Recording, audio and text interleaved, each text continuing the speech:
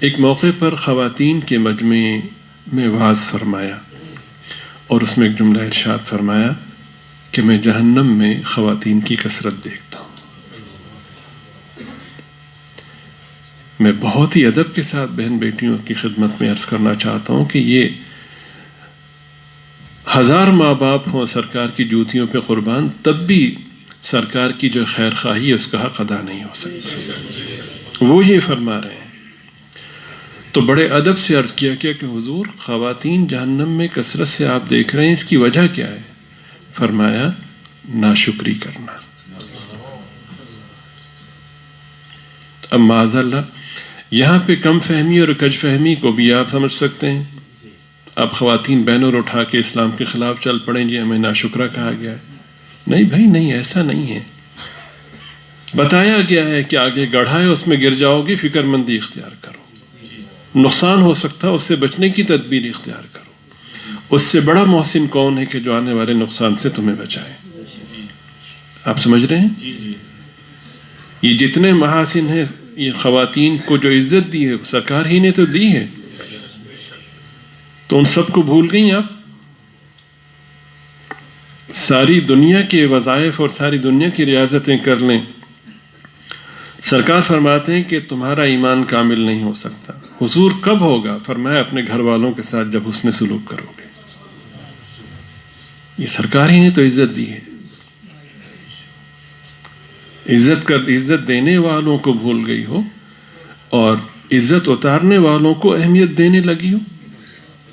Doctor کے نام پر، engineer کے نام پر، آئی ٹی اسپیشلسٹ کے نام پر جن لوگوں نے سرے بازار نچایا ہے، جن لوگوں نے بازار کی منفی انداز میں زینت بنانے کی کوشش کی ہے، بظاہر ہے کہ آزادی مل گئی، عہدہ مل گیا، کہاں گئی مردانگی؟ شریعت مطہرہ کا تو تصور یہ ہے کہ خاتون کو باوقار طریقے سے گھر کے ملکہ بنا کر رکھا جائے اور اس کے لیے کمانے کی ذمہ داری مرد کی ہے۔ تم اتنی سادہ نکلی کہ آزادی کے نام پر، تعلیم کے نام پر تم نے حیا کو قیمت کے طور پر پیش کر دیا۔ انا للہ و انا الیہ۔ تعلیم سے کون انکار کرتا ہے؟ سب سے پہلا سبق ہی اقرا ہے۔ تعلیم سے انکار کرنے والا تو قرآن کریم کا انکار کرتا ہے۔ سوال یہ کہ تعلیم کے نام پر تم دے کیا رہے ہو؟ تمہاری اتنی گھٹیا سوچ ہے کہ عالمہ، حافظہ، قاریہ کو تم تعلیم یافتہ ہی نہیں سمجھتے۔ تمہارے یہاں تعلیم یافتہ کا پہلا قدم پردے کو نظر انداز کرنا ہے، مخلوط ماحول ہے۔ تعلیم تو عنوان ہے۔ جیسے تم گندے ہو ایسے تم اپنی گندی سوچ کو فروغ دینے کو تعلیم کہتے ہو۔ تم اپنا نصاب بناؤ، اپنی معاشرت، اپنا دین اس میں بطور خاص رکھو اور پھر آگے چلنے کی کوشش کرو۔ تمہیں تعلیم کے نام پہ جو امداد ملتی ہے، 1 ٹکا بھی نہیں ملے گا تمہیں۔ جی، اور ہماری صورتحال یہ ہے کہ ہم سمجھوتا کرتے جا رہے ہیں۔ بس معاشرے میں ہم قابل قبول ہونے چاہیے۔ میری بیٹی نے یہ پڑھ لیا، میری بیٹی نے یہ کر لیا، میری بیٹی نے فلاں کر لیا، ہاسٹل میں بھیج دیا فلاں۔ حج جیسے مقدس سفر میں بغیر محرم یا بغیر شوہر کے جانے کی اجازت نہیں ہے۔ جہاد میں تھے سرکار دو عالم صلی اللہ علیہ وسلم۔ اسلام کا عظیم الشان بابرکت عمل ہے۔ آپ صلی اللہ علیہ وسلم نے ایک صاحب سے پوچھا کہ تمہاری اہلیہ؟ تو عرض کیا کہ حضور وہ حج کے لیے گئی۔ فرمایا فوراً چلے جاؤ، جہاد تم چھوڑ دو، جاؤ اپنی اہلیہ کے ساتھ جاؤ۔ حج کے مقدس سفر میں ہے، پاکیزہ دور ہے، پاکیزہ ماحول ہے۔ کیسے حوصلہ پڑتا ہے؟ پھر ہمیں ہی شرم آ جاتی ہے، ہم خاموش ہو جاتے ہیں کہ دین خیر خواہی کا نام ہے، شاید آج متوجہ ہو جائیں، شاید کل متوجہ ہو جائیں۔ اور اس سے بڑھ کے کفریہ سوچ یہ ہے کہ جس نے دنیا پڑھ لی اس کو تم دین پڑھنے والی پر ترجیح دیتے ہو۔ پھر قبروں میں کیڑے نہ پڑے تو اور کیا ہے؟ قال اللہ اور قال الرسول سے اپنے سینے کو نبی پاک صلی اللہ علیہ وسلم کی احادیث مبارکہ سے بھرنے والی، قرآن کریم کے نور سے بھرنے والی کو تم بے تم غیر تعلیم یافتہ سمجھتے ہو، اور دنیاوی تعلیم یافتہ جس کو کچھ نہیں آتا سوائے چٹک مٹک کے باتیں کرنے کی، اس کو تم ماڈرن سمجھتے ہو، اس کو تم مہذب سمجھتے ہو، شائستہ سمجھتے ہو۔ تمہارے سمجھنے سے چمکدار گندگی چمکدار ہونے کی بنا پہ اچھی بن جاتی ہے، خوبصورت بن جاتی ہے۔ علوم نبویہ کے مقابلے میں تمہارے نصاب اور تمہاری تعلیم کی کیا حیثیت ہے؟ تمہارے مقدر میں اگر دینی تعلیم نہیں ہے تو کم از کم اس جرم کا ارتکاب تو نہ کرو کہ دینی تعلیم والوں کو گھٹیا سمجھو۔ مجھے تو حیرت ہے ان لوگوں پر، ان افراد پر کہ جو دینی ماحول میں جو بہن بیٹیاں ہیں وہ دینی ماحول میں ہو کر کے اپنے آپ کو احساس کمتری کا شکار سمجھتی کہ ہم فلاں ڈگری کیوں نہیں حاصل کر سکیں۔ ارے سب سے بڑی ڈگری اللہ نے تمہیں دی ہے، وہ قرآن کریم کی ہے۔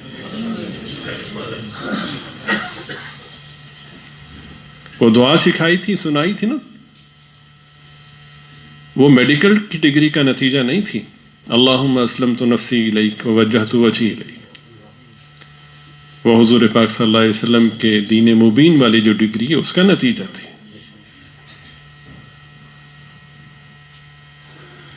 تو یہ اس سے بڑا جرم ہے۔ تمہاری حیثیت کیا ہے؟ مرنے کی دیر ہے، سب ختم۔ میرا نصاب مرنے کے بعد بھی کام آتا ہے، اور پورا نصاب تو پورا ہے، سورہ ملک ہی کافی ہے۔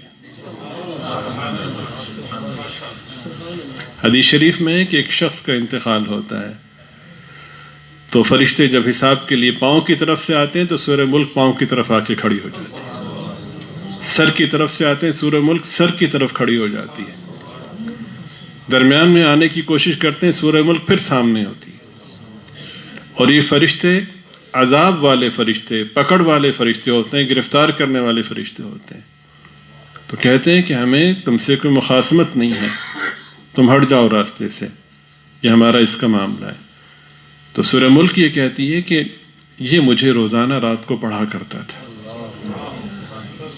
اور سید الانبیاء صلی اللہ علیہ وسلم کی ضمانت ہے، کس کی ضمانت ہے؟ کہ جو شخص رات کو سورہ ملک کی تلاوت کرے گا وہ قبر کے عذاب سے محفوظ رہے گا۔ تو فرشتے یہ کہتے ہیں کہ دیکھو یہ ہمارے پاس پوری تفصیل ہے، یہ اس کی کوتاہیاں تھیں اور بغیر توبہ کے دنیا سے گیا ہے۔ تو سورہ ملک یہ کہتی ہے کہ میں نے تم سے تفصیل نہیں مانگی، میں نے تمہیں ایک ضابطہ بتایا ہے، ایک اصول بتایا ہے، ایک فیصلہ بتایا ہے اللہ رب العزت کا۔ اب ظاہر ہے کہ سورہ ملک کی جو حیثیت اور شان ہے تو فرشتے تو مقابلہ نہیں کر سکتے۔ تو یہ بات آپس میں طے پاتی ہے کہ اللہ رب العزت کی بارگاہ میں چلتے ہیں۔ چنانچہ وہ فرشتے بھی اور سورہ ملک بھی اللہ کی بارگاہ میں پہنچتے ہیں اور اپنا قضیہ اللہ کے حضور پیش کرتے ہیں۔ تو اللہ پاک سورہ ملک سے کہتے ہیں کہ یہ جب سارے ثبوت اور تمام پروف لے کر آئے ہیں تو آپ نے کیوں روکا ان کو؟ تو سورہ ملک یہ کہتی ہے کہ یا اللہ آپ کا وعدہ ہے کہ جو شخص رات کو سورہ ملک پڑھے گا وہ قبر کے عذاب سے محفوظ رہے گا۔ یہ مجھے پڑھا کرتا تھا، میرے پڑھے جانے کے بعد بھی اگر آپ نے اس کو عذاب دینا ہے تو پھر مجھے قرآن پاک سے نکال دیجیے۔ حدیث پاک میں ہے کہ اس کی درخواست پر اور اس کے اصرار پر اللہ تعالیٰ اس مرحوم کو قبر کے عذاب سے محفوظ فرما دیتا۔ لائیے اپنی سائنس، اپنی ڈگریاں، لانے کی ضرورت نہیں، پھونک دیجیے، توبہ کیجیے۔